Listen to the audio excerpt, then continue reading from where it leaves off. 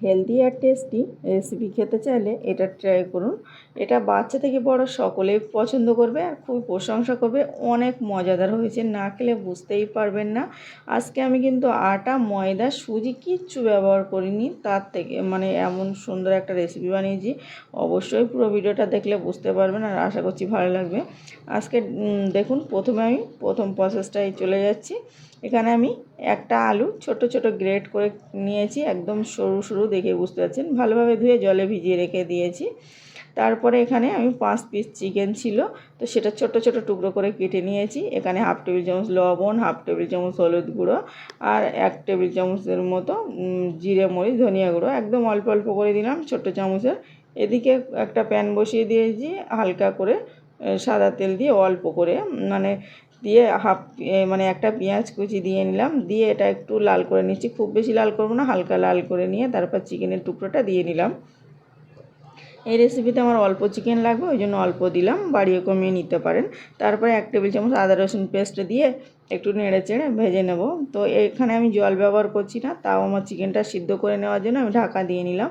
ঢাকা দিয়ে একটু কিছুক্ষণ ধরে চিকেন থেকে জল বার হয়েছে, সেটা থেকে আমার সিদ্ধ হয়ে গেছে। এটা পুরোপুরি সিদ্ধ হয়ে গেছে, একটু নেড়ে চেড়ে নিলাম ভালোভাবে।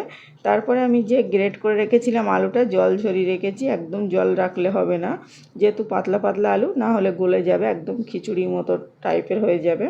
তারপরে গ্রেট করে রাখা আলুটা ভালোভাবে চিকেনের সঙ্গে, আর মশলা তো দেওয়াই আছে, এর সঙ্গে মিশিয়ে নিচ্ছি। একেবারে মশলাটা আমি বুঝেই দিয়েছি, তার জন্য হাফ টেবিল চামচ করে দিলাম। আপনাদের যদি মনে হয় বেশি করে লাগবে তো দিয়ে নিতে পারেন।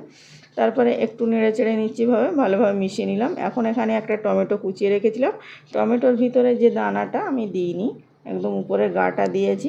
এটা একদম অপশনাল, আপনার পছন্দ অনুযায়ী এই সবজিগুলো অ্যাড করে নিতে পারেন। আর তারপরে কাঁচা লঙ্কা দিয়ে নিলাম দুটো, দিয়ে একটু ভালোভাবে নেড়ে চেড়ে ভেজে নিচ্ছি। আর এখানে বলি, আপনাদের যে সবজি পছন্দ তেমনভাবে দিতে পারেন। চিকেনটা দিলে আমার তো মনে হয় বেশি খেতে ভালো টেস্টি হয়েছিল, ওই জন্য চিকেনটা দেওয়া। চিকেনটা হাতের কাছে না থাকলে দেওয়ার দরকার নেই, শুধু সবজি দিলেই হবে।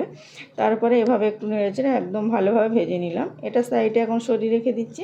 এখন দেখুন 1 কাপ আমি ডালিয়া নিয়েছি, আর ডালিয়াটা একদম ভালোভাবে দেখিয়ে নিচ্ছি। আমি সেম কাপ পাটি মেনশান করে নিতে হবে। 1 কাপ ডালিয়া নিয়ে এখানে হালকা করে কড়াইতে আমি একটু ভেজে নেব, একটু জাস্ট উঞ্চে নেব। তারপরে এভাবে একটু নেড়ে চেড়ে 1 মিনিটের মতো মিডিয়াম টু লোয়ে রেখে এটা ভেজে নিয়েছি। এই তোমার ভাজা হয়ে গেছে। এখন আমি এটা তুলে নিচ্ছি। আর ডালিয়াতে অনেক ময়লা থাকে, ডাল চালে যেমন ময়লা থাকে তেমন, তো আমি তার জন্য এটা 4 থেকে 5 বার ভালোভাবে জল পাল্টে পাল্টে ধুয়ে নিয়েছি। দেখুন, একটু সময় ধরে ভালোভাবে ধুয়ে নেওয়ার পরে একদম পরিষ্কার হয়ে গেছে। এখন এটা জল ছেঁকে আমি একটা মিক্সিং বোলে দিয়ে নিচ্ছি। দিয়ে আমি এটা ঢেলে নিলাম। এখানে সেই সেম কাপের হাফ কাপ আমি টক দই দিয়ে নিচ্ছি। যে কাপে ডালিয়া নিয়েছি সেই কাপের হাফ কাপ টক দই দিয়ে নিলাম। দিয়ে সেই সেম কাপের 1 কাপ আমি জল দিয়ে নিচ্ছি। দিয়ে আমি এটা ভিজিয়ে রেখে দেবো। এটা 2-5 মিনিটের মতো ভিজিয়ে রেখে দিলে খুবই ভালো হয়, ফুলে বড় বড় হয়ে যাবে। আপনারা চাইলে কিন্তু সবজি বা যে কোনো কিছু অ্যাড করলে আলু টালু ওই ভাজার আগে এটা ভিজিয়ে রেখে দেবেন। দিয়ে সবজির প্রসেসটা রেডি করে নিলে এটা তাড়াতাড়ি হবে। তো তারপরে আমি কিছুক্ষণ ভিজিয়ে রেখেছিলাম, এখন আমি বার করে নিচ্ছি।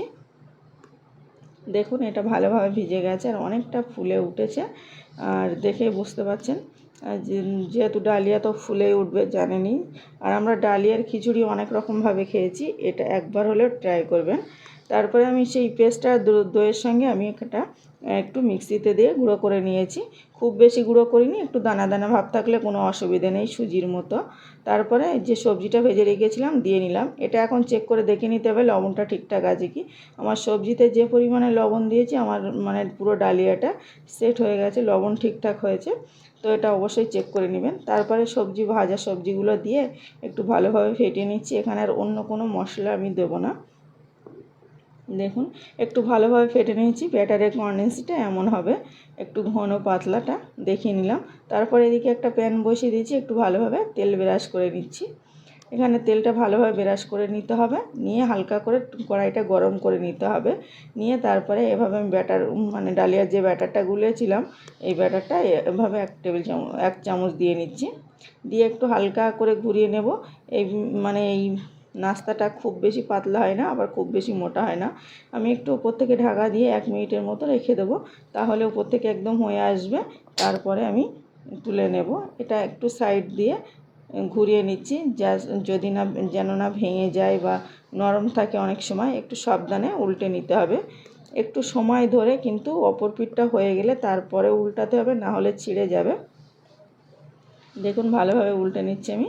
এভাবে আমি উল্টে নিলাম, একটু বেশ 1 মিনিট থেকে 1.5 মিনিটের মতো আমার সময় লেগেছিল।